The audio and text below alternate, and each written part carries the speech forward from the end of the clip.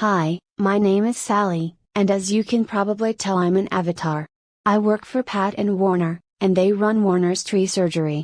Warner has been treating sick trees for over 50 years, and Pat has been answering the phone, talking to the customers, and lining up work, and basically doing everything else that needs to be done.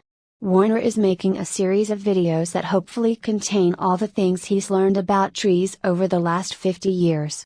This is the first one. It's about the danger the ash fly poses to evergreen ash trees. If you would like to help us get the word out to other people, this would be a good time to like this video and subscribe to our channel. Thank you. Over 40 years ago, California, Arizona and New Mexico instituted a program to get rid of the ash fly, because it was so destructive to trees and commercial crops.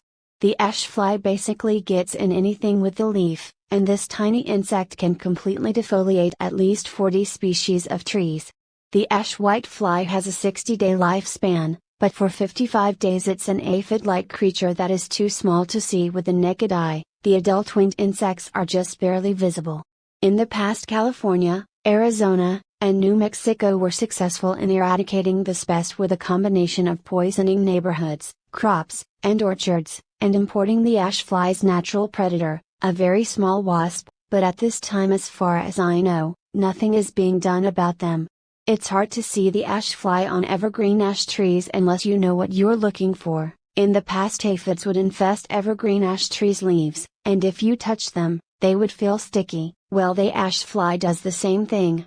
So, if your evergreen ash tree's leaves are sticky and you live in Maricopa County, Arizona, you probably have the ash fly. The difference between the ash fly and the aphids is the ash fly will turn the evergreen ash leaves white, and if you know what you're looking for, before that happens, the top leaves of the evergreen ash tree will look a little weird. So, if you see your neighbor's trees with a few of their branches turning white, this is probably caused by a boring insect that's went completely around a particular branch, or it's caused by the ash fly. In order to control the ash fly, you need to poison the trees. You also need to start fertilizing your trees on a regular basis. I'm going to tell you which poison to use in a minute, but first you need to understand that the poison I recommend has nitrogen in it, and too much nitrogen is bad for trees. So, you need to put the poison down, and then 6 months later you get a good general purpose fertilizer, and you treat the trees with it. If you live anywhere within 30 miles of Mesa, Arizona, you need to get Warner out to treat your trees with something that will kickstart their immune system. You see, every cell of every plant has enzymes that dissolve fungus, bacteria, and viruses, and because the ash fly has been in your trees, those enzymes have been depleted. So, Warner needs to inject medicines into the tree that will kickstart the healing process right away. You can protect your trees by treating them with Bio-Advanced Tree and Shrub, which you can get at Home Depot. This is a terrible poison, is so bad it was taken off the market for professionals to use, but thanks to some sneaky politicians, it was grandfathered in, so a 10-year-old kid can walk in and buy all he wants. Anyway, if you know it's toxic, you'll be fine, just don't go sticking your hands in it and licking your fingers.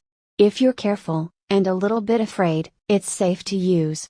If you use the liquid, you pour the amount you need in a bucket with water, and you put the water down close to the base of the tree, and then you water it in. If you use the powder, you put the powder down close to the base of the tree and then you water it with a sprinkler. If a little dog licks it up before it's dry, it will kill the little dog. So, make sure animals and children are kept away from it until it's dry. You only need to put it down once a year, and in 3 years, if you do it yearly, you will not only get rid of the ash fly, but it will also get rid of all the boring insects in a tree. There's one more thing I need to tell you. Every place in the world where it rains, the water falls off of the trees at the drip line, and because that's where the water falls, that's where the roots, that pick up the micronutrients, develop, and all the instructions you get for the fertilizers, tell you to put the fertilizer out at the drip line. In Maricopa County, Arizona, the roots have developed where the tree has been getting water all its life, and that's where you need to put the fertilizer. So, just ignore the instructions, and do it the way I just told you.